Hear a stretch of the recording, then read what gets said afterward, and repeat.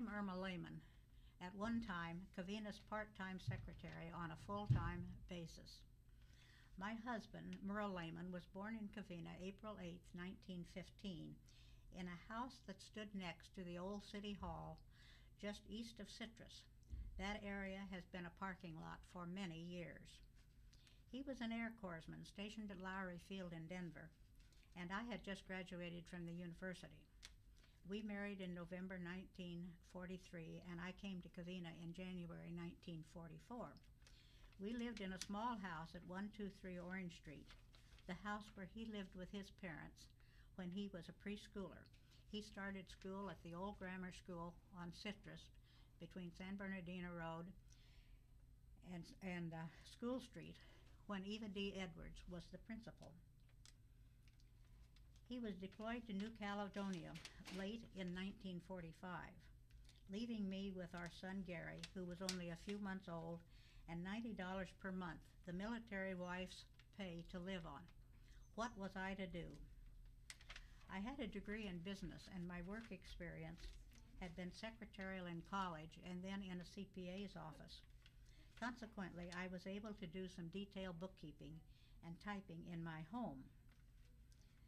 It was at this time that I helped Gladys Radican with her research on her book on Covina, and the first 2 chapters in the book that Don Pfluger finished are as we originally wrote it. I continued my little business after Merle returned in 1946. In 1947, I purchased a mimeograph, a dressograph, and supplies from Ruth Hatch, who was leaving the area after working as a public secretary for a few months. We built 2 rooms on the front of our house, which was located on the rear of the property at 123 Orange Street, and I became Covina's part-time secretary on a full-time basis. At that time, the churches in Covina were mostly small, with neither workload nor budget for a full-time secretary. So I built my clientele on publishing their weekly service bulletins and periodic mailings. At one time, we produced Sunday bulletins for 10 different churches, mostly located in Covina, but 2 small churches in West Covina and 1 in Pomona, whose pastor was a Covina resident.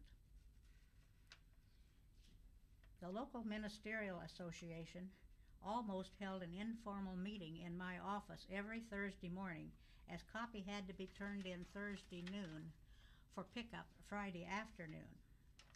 In addition to my church clients, the local service clubs used my expertise. Covina Rotary, Covina Lions, Covina Breakfast Lions, Kiwanis, and others, both for weekly bulletins and periodic mailings. Many business offices called on me for special work when their employees couldn't manage it all. And my one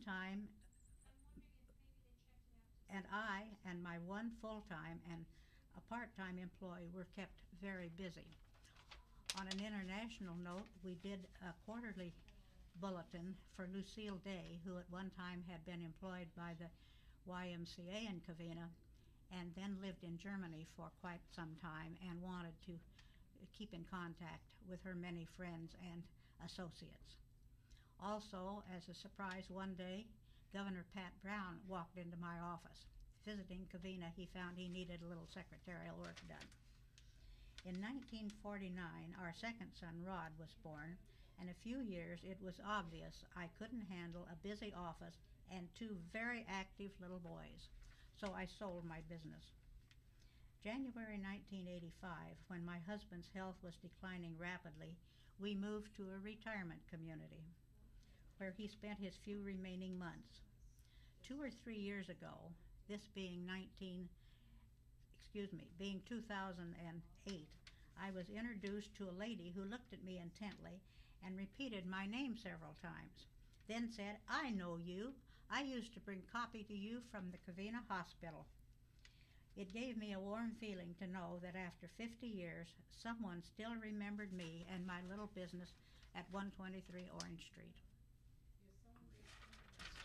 Okay. Well,